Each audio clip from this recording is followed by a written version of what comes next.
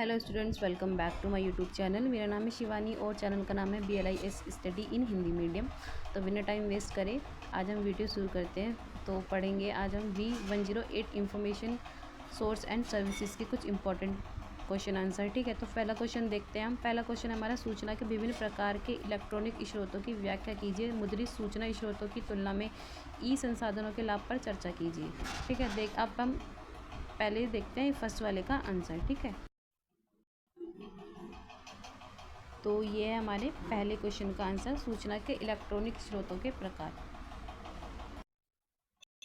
पहला है ई पुस्तकें, डिजिटल रूप में उपलब्ध पुस्तकें। दूसरा ई पत्रिकाएं, ऑनलाइन वैज्ञानिक और शैक्षिक लेख।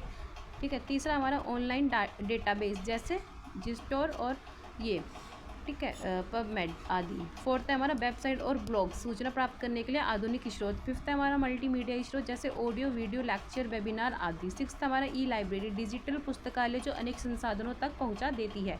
ठीक है, मुद्रित सूचना स्रोतों की तुलना में ई संसाधनों के लाभ। ठीक है, पहला लाभ जो है हमारा सुलभता, कहीं से भी कभी भी उपयोग किया जा सकता है। दूसरा अप टू डेट जानकारी, नवीनतम जानकारी तुरंत उपलब्ध होती है। तीसरा है हमारा स्थान की बचत, डिजिटल रूप में संग्रह आसान होता है। फोर्थ है हमारा खोज सुविधा, विशिष्ट जानकारी आसानी से खोजी जा सकती है। फिफ्थ है हमारा इंटरएक्टिव लर्निंग, ऑडियो वीडियो के माध्यम से बेहतर समझ। निष्कर्ष, पेपर में निष्कर्ष लिखना बहुत इंपॉर्टेंट होता है, तो इसलिए निष्कर्ष पढ़ेंगे हम। ई संसाधन आधुनिक युग में सूचना प्राप्त करने का तेज, सुविधाजनक और प्रभावी माध्यम बन चुके हैं। ठीक है, अब देखते हैं हम सेकंड क्वेश्चन।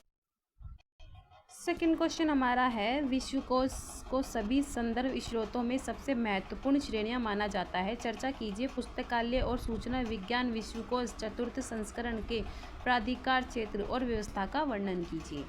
ठीक है, ये रहा हमारा सेकंड क्वेश्चन। अब देखते हैं इसका आंसर। तो ये है हमारे सेकंड क्वेश्चन का आंसर। पहला पॉइंट पढ़ते हैं, विश्वकोश की महत्वता क्या होती है। विश्वकोश एक ऐसा संदर्भ स्रोत है जिसमें विविध विषयों की समग्र, संक्षिप्त और प्रामाणिक जानकारी दी जाती है। यह सभी संदर्भ स्रोतों में सबसे महत्वपूर्ण इसलिए माना जाता है क्योंकि यह व्यापक और बहुविषय होता है। इसमें जानकारी सुव्यवस्थित और प्रामाणिक होती है। शोधकर्ता, विद्यार्थियों और पाठकों के लिए त्वरित और विश्वसनीय संदर्भ प्रदान करता है। दूसरा पॉइंट हमारा, विश्वविद्यालय और सूचना वैज्ञानिक विश्वकोश फोर्थ एडिशन का परिचय, यानी ये है क्या। यह एक विशेष विश्वकोश है जो पुस्तकालय विज्ञान, सूचना विज्ञान, अभिलेख प्रबंधन और संबंधित क्षेत्रों की जानकारी प्रदान करता है। यह भारतीय ग्रंथालय संघ ILA द्वारा प्रकाशित किया जाता है। ठीक है, तीसरा पॉइंट हमारा है प्राधिकरण। संपादक डॉक्टर BP मंगला एक प्रतिष्ठित पुस्तकालय विज्ञान विशेषज्ञ। इस विश्वकोश को ख्यातनाम विशेषज्ञों द्वारा तैयार किया गया है जिसमें इसकी प्रामाणिकता उच्च कोटि की है। फोर्थ पॉइंट है हमारा क्षेत्र। पुस्तकालय और सूचना विज्ञान में संबंधित प्रमुख सिद्धांत, अवधारणाएं, शब्दावली, व्यक्तित्व, संस्थान, सेवाएं और तकनीकी को शामिल किया गया है। यह भारतीय और वैश्विक दोनों परिप्रेक्ष्य में जानकारी देता है। फिफ्थ पॉइंट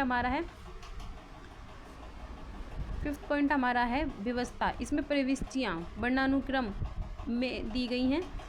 प्रत्येक प्रविष्टि संक्षिप्त, सटीक और संदर्भ युक्त होती है। कुछ प्रविष्टियों में चित्र, तालिकाएं और ग्राफ भी शामिल होते हैं। ठीक है, निष्कर्ष बहुत और ज़रूरी होता है, तो पढ़ेंगे निष्कर्ष। पुस्तकालय और सूचना विज्ञान विश्वकोश चतुर्थ संस्करण पुस्तकालय विज्ञान से संबंधित सटीक, गहन और प्रामाणिक जानकारी देने वाला एक उत्कृष्ट संदर्भ संसाधन है जो छात्रों, शोधकर्ताओं और पुस्तकालय पेशेवरों के लिए अत्यंत उपयोगी है। तो आई होप आपको ये समझ आया होगा। अब हम पढ़ते हैं तीसरा क्वेश्चन अपना।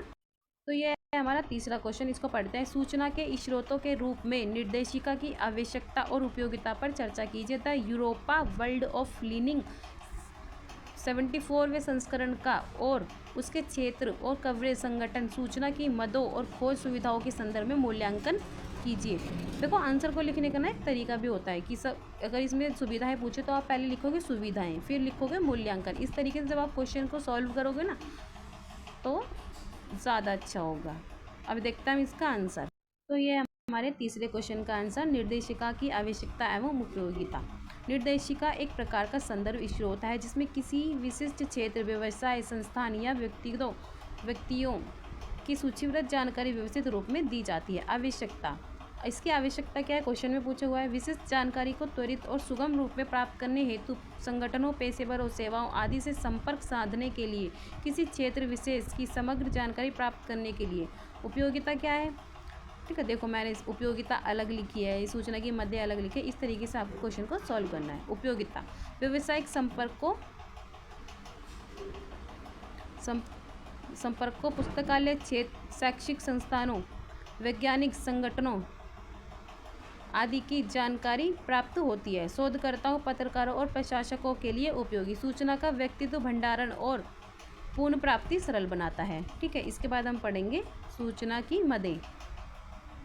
सूचना की मदें और खोज सुविधाएं। सूचना के प्रमुख मदें क्या होती हैं कि जब हम सूचना प्राप्त करते हैं किसी से, तो सबसे पहले क्या, उसका नाम, फिर पता, फिर टेलीफोन या ईमेल, पेशा या कार्य क्षेत्र, संगठन का नाम, है ना, जैसे, ठीक है। सबसे पहले नाम, पता, टेलीविज़न, पेशा, ये सब। खोज, वर्णानुक्रमिक खोज, विषय आधारित खोज, कीवर्ड खोज, ये सब, ठीक है। इसके बाद देखते हैं कीवर्ड खोज, नाम या संगठन के, ठीक है। कीवर्ड खोज, उपयोगकर्ता द्वारा डाले गए शब्दों के आधार पर जानकारी ढूंढना। स्थान आधारित खोज, ये भी बहुत इंपॉर्टेंट है। स्थान आधारित खोज लिख देना, किसी विशेष क्षेत्र या शहर की जानकारी खोजना। अब करते हैं हम इसका मूल्यांकन, जैसा कि क्वेश्चन में पूछा हुआ था कि मूल्यांकन करिए, ठीक है। तो हम करेंगे इसका मूल्यांकन। निर्देशिका जानकारी का एक सुव्यवस्थित और त्वरित स्रोत है। यह अद्यतन और सटीक होनी चाहिए, अन्यथा इसकी उपयोगिता कम हो जाती है। खोज सुविधाएं जितनी उन्नत और सरल होंगी, उपयोगकर्ता के लिए उतना ही लाभदायक होगा। डिजिटल निर्देशिकाएं आधुनिक समय में अधिक लोकप्रिय हैं क्योंकि इनमें अपडेट करना और खोज करना आसान होता है। अब पढ़ते हैं इसका निष्कर्ष। निर्देशिका सूचना का एक महत्वपूर्ण स्रोत है जो संक्षिप्त, व्यवस्थित और खोज सुलभ जानकारी प्रदान करती है। आधुनिक तकनीक के साथ इसकी उपयोगिता और भी बढ़ गई है, ठीक है। इसके बाद देखते हैं फोर्थ। तो हम पहले देखते हैं फोर्थ क्वेश्चन। हम ये है हमारा फोर्थ क्वेश्चन पढ़ते हैं। किसी विशेष पुस्तकालय में सूचना के भौगोलिक स्रोत के रूप में गजेटियर्स के महत्व पर चर्चा कीजिए। The Columbia gazetteer of the world online का मूल्यांकन कीजिए, ठीक है। पढ़ते हैं, इंपॉर्टेंट क्वेश्चन है। तो ये है हमारे फोर्थ क्वेश्चन का आंसर। गजेटियर का महत्व। गजेटियर भौगोलिक स्थलों, स्थानों, देशों, नगरों, नदियों, पर्वतों आदि की जानकारी देने वाला संदर्भ होता है। किसी पुस्तकालय में यह भूगोल, इतिहास, अंतर्राष्ट्रीय अध्ययन, योजना निर्माण और प्रशासन से संबंधित सूचना के लिए अद्यतन उपयोगी होता है, अत्यंत उपयोगी होता है। यह शोधकर्ताओं और छात्रों को स्थान आधारित सटीक जानकारी देता है। The Columbia gazetteer of the world online का मूल्यांकन, ठीक है। देखो मैंने, तो हम पढ़ रहे थे the Columbia gazetteer of the world online का मूल्यांकन। तो इसको देखते हैं आगे। यह एक अत्यंत व्यापक और प्रामाणिक ऑनलाइन गजेटियर है। इसमें विश्व के लगभग 1,65,000 से अधिक स्थानों की विस्तृत प्रविष्टियाँ उपलब्ध हैं। इसमें मैप, सांख्यिकी डेटा, ऐतिहासिक और राजनीतिक जानकारी भी शामिल है। खोज सुविधा उन्नत और यूजर फ्रेंडली है, जिससे त्वरित जानकारी प्राप्त की जा सकती है। यह शिक्षाविदों, भौगोलिकविदों और शोधकर्ताओं के लिए एक विश्वसनीय स्रोत है। अब हम इसका पढ़ते हैं निष्कर्ष, जो कि बहुत इम्पोर्टेंट होता है। निष्कर्ष पढ़ते हैं हम इसका। निष्कर्ष हमारा है, गजेटियर किसी पुस्तकालय में भौगोलिक सूचना के विश्वसनीय स्रोत होते हैं और the Columbia gazetteer of the world online इस क्षेत्र का एक उत्कृष्ट डिजिटल संसाधन है, ठीक है। तो इसके बाद बिना टाइम वेस्ट करें हम देखते हैं नेक्स्ट क्वेश्चन, चलते हैं। तो फिफ्थ क्वेश्चन हमारा है, विभिन्न लेखकों द्वारा दी गई उपयोगकर्ताओं की विभिन्न प्रकार की सूचना आवश्यकताओं का वर्णन कीजिए। सूचना आवश्यकताओं के प्रतिपादन की प्रक्रिया को उपयुक्त रेखाचित्र की सहायता से समझाइए। तो फिफ्थ क्वेश्चन भी बहुत इंपॉर्टेंट है, अभी देखते हैं इसका आंसर। तो ये है हमारे फिफ्थ क्वेश्चन का आंसर यहाँ से, ठीक है। पढ़ते हैं। पहला, उपयोगकर्ता की सूचना आवश्यकताओं के प्रकार लेखकों के अनुसार, ठीक है। SR रंगनाथन, उन्होंने उपयोगकर्ताओं को 3 वर्गों में बांटा। पहला उन्होंने बांटा सामान्य पाठक, दूसरा विद्यार्थी, तीसरा शोधकर्ता, ठीक है। आगे देखते हैं, प्रत्येक की सूचना आवश्यकता अलग होती है। सामान्य जानकारी, शैक्षणिक सामग्री, गहन शोध। ठीक है, सॉरी वो थोड़ी गलती हो गई इसमें। अब तीसरा पॉइंट देखते हैं हम। तीसरा पॉइंट है, उन्होंने सूचना आवश्यकताओं को 3 श्रेणियों में बांटा। पहला अनुभूत आवश्यकता, अव्यवस्थित आवश्यकता, मान्य आवश्यकता। ठीक है, ये शॉर्ट फॉर्म में है, आप इनको पॉइंट्स के अंदर भी लिख के आना पेपर में। ठीक है, थर्ड पॉइंट है हमारा टेलर 1968। ठीक है, सूचना आवश्यकता की 4 अवस्थाएं बताती है। इन्होंने सूचना आवश्यकता की 4 अवस्थाएं बताई हैं। पहला व्यक्तिगत आवश्यकता, जागरूक आवश्यकता, औपचारिक आवश्यकता, फोर्थ व्यक्त की गई आवश्यकता। ठीक है, दूसरा सूचना आवश्यकता के प्रतिपादन की प्रक्रिया, जो कि क्वेश्चन में पूछा था। ठीक है, जो रेखा चित्र बनाने के लिए बोला था वो ये है। आप एग्जाम में इसको अच्छे से बनाइएगा। ठीक है, ये हमारा है रेखा चित्र, यहाँ से यहाँ तक। ठीक है, दूसरा के प्रतिपादन की प्रक्रिया, रेखा चित्र, व्यक्तिगत आवश्यकता, फिर है जागरूक आवश्यकता, उसके बाद आती है हमारी जागरूक आवश्यकता, उसके बाद आती है हमारी औपचारिक आवश्यकता। ठीक है, उसके बाद हमारी व्यक्त की गई आवश्यकता। ठीक है, इसके बाद देखते हैं हम व्याख्या। ये हमारी व्याख्या बहुत इम्पोर्टेंट है। ठीक है, इसको पढ़ते हैं। उपयोगकर्ता को पहले अंदरूनी रूप से किसी भी जानकारी की आवश्यकता महसूस होती है, वह आवश्यकता स्पष्ट रूप में समझ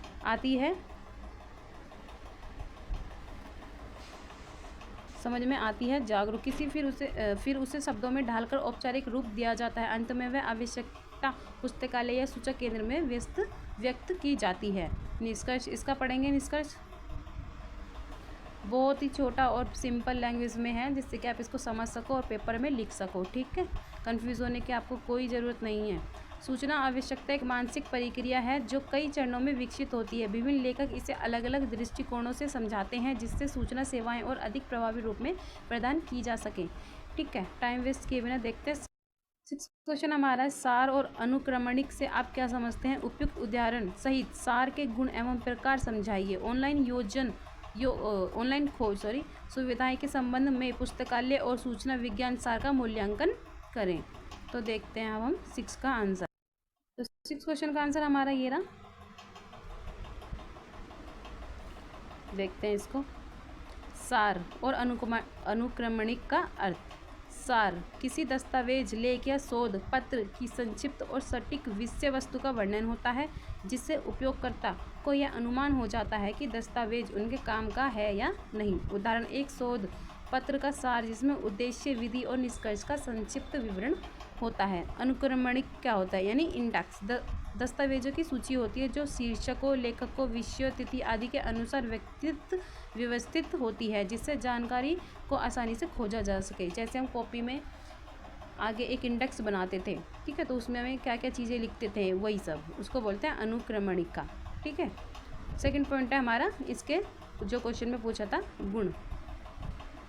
तो ये हैं इसके गुण। पहला सार का गुण है संक्षिप्तता, कम शब्दों में अधिक जानकारी। दूसरा है सटीकता, मूल्य विषय वस्तु का सही प्रतिबिंब। तीसरा स्पष्टता, पाठकों को भ्रम ना हो। ठीक है, 4 है प्रासंगिकता, विषय से संबंधित मुख्य बिंदु शामिल हों। अब देखो ये पॉइंट मैंने बहुत कम शब्दों में लिखे ताकि बस आपको याद हो जाए और आप पेपर में इसको ज़्यादा से ज़्यादा लिख पाएँ। ठीक है, अब चलते हैं आगे। सार के प्रकार क्वेश्चन में पूछे थे सार के प्रकार, है ना। तो सार के प्रकार देखते हैं। पहला प्रकार है हमारा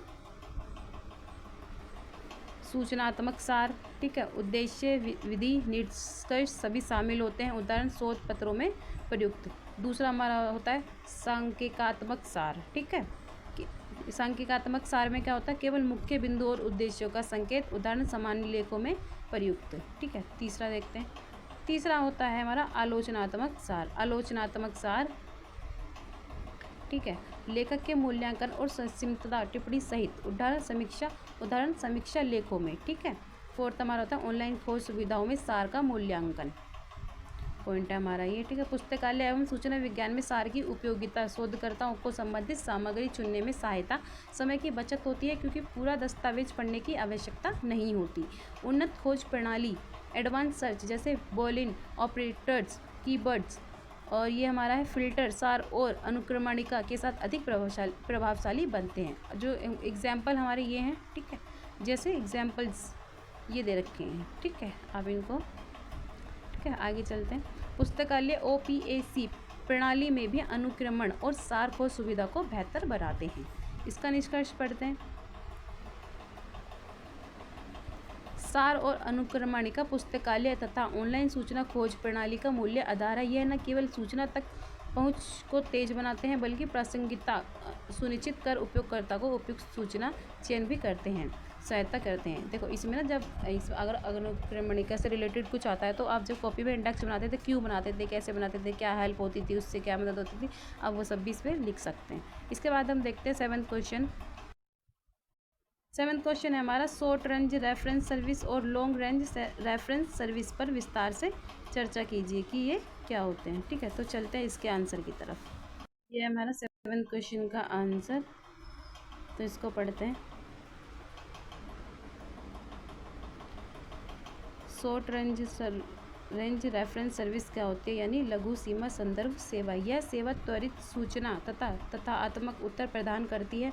उपयोगकर्ता की तत्काल आवश्यकता को पूरा करने हेतु समय और प्रयास कम लगता है। ठीक है, एग्जाम्पल्स दे रखे हैं हमारे यहाँ। भारत के राष्ट्रपति कौन है, ताजमहल कहाँ स्थित है, इस तरीके से। ठीक है, दूसरा हमारा है लॉन्ग रेंज रेफरेंस सर्विस यानी दीर्घ सीमा संदर्भ सेवा। ठीक है, इसको पढ़ते हैं।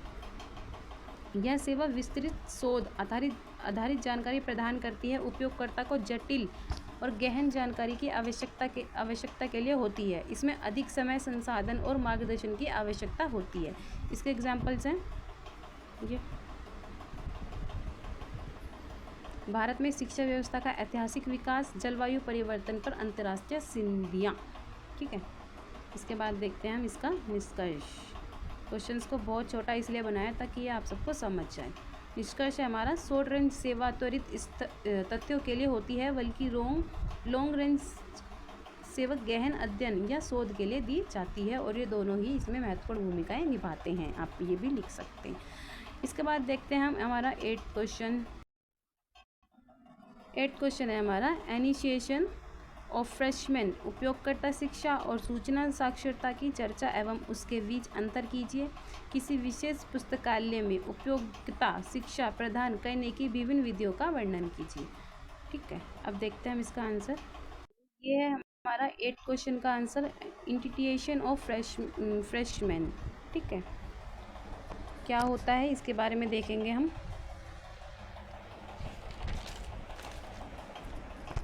इनिशिएशन ऑफ फ्रेशमैन, नए उपयोगकर्ता को पुस्तकालय की सेवाओं, नियमों और संसाधनों से परिचित कराना। उपयोगकर्ता शिक्षा क्या होती है, तीनों को क्वेश्चन में अलग अलग पूछा था तो अलग अलग ही डिफाइन करेंगे। पहला ये है, ठीक है।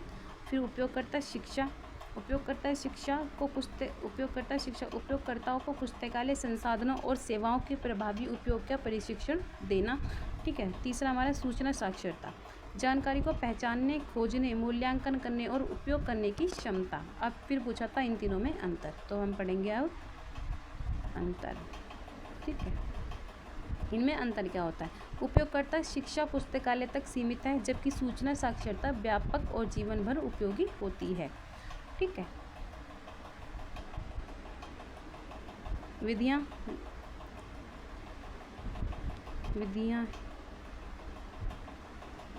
विधियाँ हमारी हैं। पहली विधि हमारी है ओरिएंटल, पुस्तकालय भ्रमण, workshop, online guide, demo session. ठीक है, डेमो सेशन। ठीक है, हमारा ये क्वेश्चन होता है यहाँ पर ख़त्म। इसका जो निष्कर्ष है इनिशिएशन वाला, आप लोग अपने माइंड से लिख दीजिएगा, क्योंकि इसमें कुछ ऐसा इम्पोर्टेंट है नहीं। ठीक है, इसमें ये तीनों डेफिनेशंस इम्पोर्टेंट हैं कि ये क्या होता है, इसके बारे में जानना। इसके बाद हम देखते हैं हमारा नेक्स्ट क्वेश्चन। नेक्स्ट जो क्वेश्चन है वो है हमारा फिलिंग द ब्लैंक्स। ठीक है, रिक्त स्थान की पूर्ति करें, निम्नलिखित को पूर्ण करें। तो जो फिलिंग द ब्लैंक्स है वो मैंने यहीं पे फिल कर दिया है, तो आप यहाँ से थोड़ा सा ठीक से समझ लीजिएगा।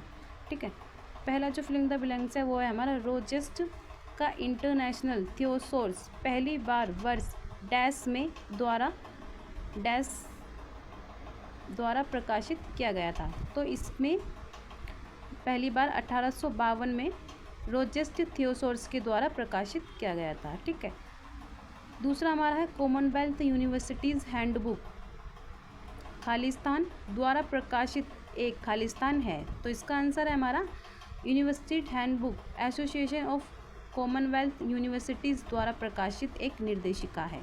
ठीक है, थर्ड जो है हमारा प्रिंट में पुस्तकें एक खालिस्तान ग्रंथ सूची है जो खालिस्तान द्वारा प्रकाशित है। तो इन खालिस्तानों पे क्या आएगा हमारा, प्रिंट में एक पुस्तकें एक राष्ट्रीय ग्रंथ सूची है जो राष्ट्रीय पुस्तकालय द्वारा प्रकाशित है।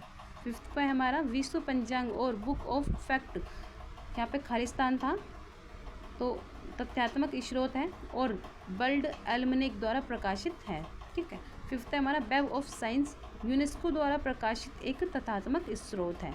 और जो हमारा इसका ख पॉइंट है वो है निम्नलिखित में से प्रत्येक पर जानकारी प्राप्त करने के लिए दो प्रासंगिक स्रोतों के सटीक शीर्षक देकर उनके नामों का उल्लेख करें। ठीक है, मतलब यहाँ पे हमें लाइक टिप्पणी जैसा कुछ आता है जो लास्ट क्वेश्चन हमारा कि 4 पे टिप्पणी करी थी, इस तरीके से हमें लिखना है। फर्स्ट पॉइंट है हमारा कोविड-19 पर सामान्य जानकारी दीजिए। सेकंड पॉइंट है हमारा संदर्भ सेवा पर लेखों की सूची बनाइए। थर्ड है हमारा कर्नाटक विधानसभा चुनाव 2023 पर जानकारी। ठीक है, फोर्थ पॉइंट है हमारा न्यूयॉर्क संयुक्त राष्ट्र अमेरिका में दर्शनीय स्थल। फिफ्थ हमारा साहित्य शब्द की व्युत्पत्ति। अब देखो इसमें इंपॉर्टेंट चीज़ क्या है कि ये जो छोटे क्वेश्चन हैं ये जो हैं वो लोग क्या करते हैं कि इनमें से बड़े क्वेश्चन बना देते। तो ये छोटे क्वेश्चन जो है आपको बहुत ही ध्यान से पढ़ने होंगे। ठीक है, तो देखते हैं अब इनका आंसर।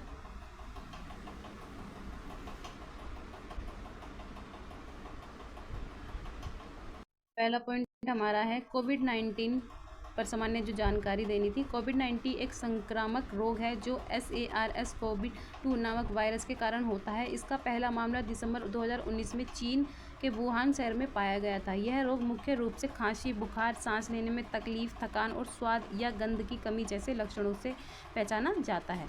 यह वायरस एक व्यक्ति से दूसरे व्यक्ति में छींक या खांसी की बूंदें संक्रमित सतहों के संपर्क और नज़दीक संपर्क से फैलता है। इससे बचाव के लिए मास्क पहनना, हाथ धोना, भीड़ से बचना और टीका लगवाना जरूरी है। कोविड-19 ने दुनिया भर में स्वास्थ्य, शिक्षा और अर्थव्यवस्था को प्रभावित किया है। समय पर इलाज और सावधानी बरतना इस रोग से बचने का सबसे अच्छा तरीका है। सेकंड पॉइंट देखते हैं हम हमारा संदर्भ सेवा के पाठकों की सूची। लेखकों की सूची या पाठकों की सूची एक ही बात है। संदर्भ सेवा का उद्देश्य उपयोगकर्ता को सही जानकारी प्रदान करना है जो उनकी शैक्षिक, शोधात्मक और सामान्य जानकारी की आवश्यकता को पूरा करती है। इस सेवा के अंतर्गत विभिन्न प्रकार के स्रोतों का उपयोग किया जा सकता है जैसे पुस्तकें, दूसरा जर्नल और पत्रिकाएं, डाटाबेस, ऑनलाइन संसाधन, द्वितीयक स्रोत जैसे शब्दकोश, विश्वकोश, गाइड्स आदि। प्रश्नोत्तर सेवा। संदर्भ सेवा में प्रमुख पाठक समूह होते हैं: शोधकर्ता, विद्यार्थी, शिक्षक और प्रोफेसर, सामान्य उपयोगकर्ता। ये पाठक अपनी जानकारी की आवश्यकताओं के अनुसार पाठकों का या सूचना केंद्रों से सहायता प्राप्त करते हैं। तीसरा हमारा कर्नाटक विधानसभा चुनाव 2023 की संक्षिप्त जानकारी। कर्नाटक में 10 मई 2023 को विधानसभा चुनाव संपन्न हुए जिसमें 224 सीटों के लिए मतदान हुआ। परिणाम 13 मई 2023 को घोषित किया गया। मुख्य दलों के परिणाम: कांग्रेस पार्टी 135 सीटें, बहुमत के लिए आवश्यक 113 से अधिक। ठीक है, भारतीय जनता पार्टी यानी बीजेपी 66 सीटें, जनता दल 19 सीटें, स्वतंत्र और अन्य दल 4 सीटें। मतदान प्रतिशत 73.84%। मुख्यमंत्री सिद्धरामैया कांग्रेस पार्टी से। ठीक है, उप मुख्यमंत्री DK शिव कुमार कांग्रेस से। मुख्य तथ्य: कांग्रेस ने 1989 के बाद सबसे बड़ी जीत दर्ज की। बीजेपी को दक्षिण भारत में अपनी एकमात्र राज्य सरकार गंवानी पड़ी। कर्नाटक में यह चुनाव कांग्रेस के लिए महत्वपूर्ण था क्योंकि एक राज्य में अपनी वापसी की ओर इशारा करता है। यदि आप मंत्रिमंडल गठन, प्रमुख विजेताओं या अन्य विवरणों के बारे में जानना चाहते हैं तो कृपया बताएं। ठीक है, तो फोर्थ पॉइंट हमारा है न्यूयॉर्क संयुक्त राष्ट्र अमेरिका में दर्शनीय स्थल। न्यूयॉर्क अमेरिका का एक प्रमुख शहर है जो विश्व भर में अपनी सांस्कृतिक, ऐतिहासिक और वास्तुकला के कारण प्रसिद्ध है। यहाँ के कुछ प्रमुख दर्शनीय स्थल निम्नलिखित हैं। पहला, स्टैचू ऑफ लिबर्टी, स्वतंत्रता और लोकतंत्र का प्रतीक। यह मैनहट्टन के पास एक छोटे से द्वीप पर स्थित है। स्टैच्यू ऑफ लिबर्टी के बारे में तो आप सभी जानते होंगे। दूसरा हमारा टाइम्स स्क्वायर एक न्यूयॉर्क का यह न्यूयॉर्क का एक प्रमुख सार्वजनिक स्थान है जिसे वर्ल्ड का क्रॉस रोड भी कहा जाता है। यह स्थान नाइट लाइफ और बड़ी बड़ी विज्ञापनों के लिए प्रसिद्ध है। तीसरा हमारा सेंट्रल पार्क एक विशाल और सुंदर पार्क जो न्यूयॉर्क के मैनहट्टन में स्थित है। यह एक लोकप्रिय स्थल है जहां लोग शांति से समय बिता सकते हैं। फोर्थ हमारा है एम्पायर स्टेट बिल्डिंग, न्यूयॉर्क का प्रसिद्ध गगनचुंबी भवन जो शहर का एक प्रतीक है और यहाँ से अद्भुत दृश्य देखने को मिलते हैं। ब्रुकलिन ब्रिज, न्यूयॉर्क का ऐतिहासिक पुल जो मैनहट्टन में एक ब्रुकलिन को जोड़ता है। Metropolitan museum of art MET विश्व प्रसिद्ध संग्रहालय जहाँ कला और संस्कृति की अनमोल धरोहर संग्रहित है। इसके बारे में तो सभी जानते होंगे। यह स्थल न्यूयॉर्क के सांस्कृतिक धरोहर का हिस्सा है और पर्यटकों के लिए आकर्षण का केंद्र है। लास्ट इम्पॉर्टेंट पॉइंट है हमारा साहित्य शास्त्र की व्युत्पत्ति, यानी व्युत्पत्ति या उत्पत्ति या जो भी आप कह लो, साहित्य शास्त्र या साहित्य सिद्धांत का उदय प्राचीन काल में हुआ। यह अध्ययन साहित्य के संभाव, उद्देश्य, संरचना और इसके प्रभाव को समझने के लिए किया जाता है। साहित्य शास्त्र की व्युत्पत्ति के मुख्य बिंदु निम्नलिखित हैं। पहला प्राचीन भारत, ठीक है। दूसरा हमारा ग्रीक साहित्य। तीसरा हमारा रोमांटिक साहित्य, ठीक है। पहला पढ़ते हैं, भारत में साहित्य शास्त्र की शुरुआत काव्य शास्त्र और नाट्य शास्त्र से हुई। भारत में बाह्मय आचार्य दंडी और काव्य शास्त्र पर उनके योगदान को साहित्य शास्त्र का प्रभाव माना जाता है। थर्ड पढ़ते हैं, यूरोप में 18वीं और 19वीं सदी में साहित्य शास्त्र का पूर्ण निर्माण हुआ जिससे विक्टोरियन और रोमांटिक काल के विचारों के लिए साहित्य सामाजिक और सांस्कृतिक भूमिका को महत्व दिया। सेकंड पॉइंट हमारा रह गया था, इसको पढ़ लेते। ग्रीक साहित्य शास्त्र का प्रारंभ अरस्तु के पोएटिस से हुआ जिसमें उन्होंने कविता, नाटक और उनके प्रभावों का विश्लेषण किया। साहित्य शास्त्र ने समय के साथ साहित्य के विभिन्न रूपों, शैलियों और प्रभावों के अध्ययन पद्धतियों को विकसित किया जो आज भी साहित्य के अध्ययन में महत्वपूर्ण है। तो हमारे इंपॉर्टेंट क्वेश्चन विद आंसर होते हैं यहाँ पे ख़त्म। अगर वीडियो आपको अच्छी लगी हो तो वीडियो को लाइक करें, चैनल को सब्सक्राइब करें और कमेंट करना ना भूलें। और मिलते हैं नेक्स्ट वीडियो में।